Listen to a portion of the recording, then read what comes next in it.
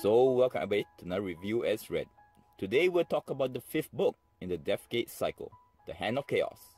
In this book, the Dragon Snakes of Chaos have managed to cause the opening of Deathgate and have now infiltrated the other worlds to cause endless chaos and grow their power. This book focusing on Haplo's return to Arianus, the world of air, and the real beginnings of his conflict with his master, Tsar, leader of the patrons. So we'll talk about the pros, cons, and conclusions. So moving on to the pros.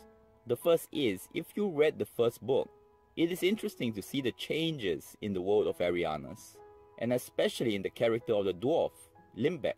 Now more pragmatic and a realist, but so much unhappier as a person.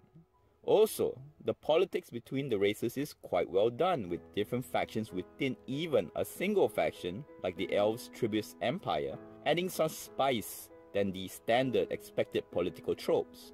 Also for the character, the boy known as Bane, it was nice to see where the authors went in the direction of redeeming him or giving him his just desserts. I won't spoil it, but I agree with the choice made.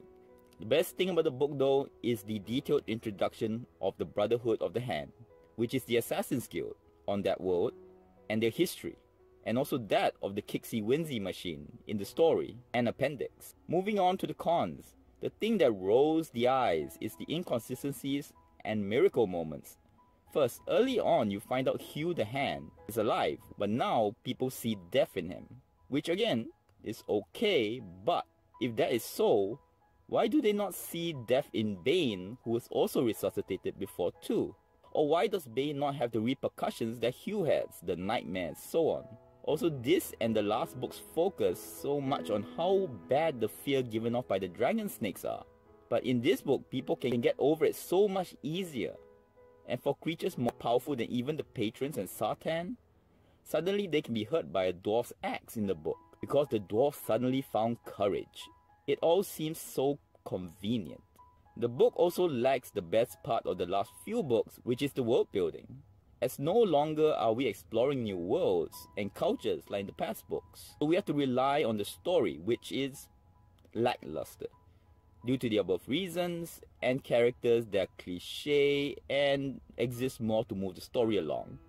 The book also again ends on a cliffhanger.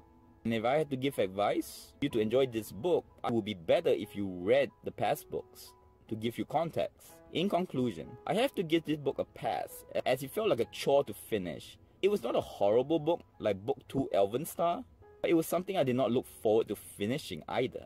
With this, I feel I can't bring myself to read the last 2 books in the series. It feels like a sunk cost fallacy. The series I'm only continuing to read because my memories of the game were so fond.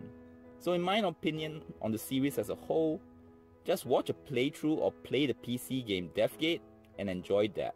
That is, other than book 3, Firesea, as that book was really good. The authors are great, but the Deathgate cycle is not their shining star. So if you like content like this, subscribe, comment, let me know what you think. Thank you very much. Till next word.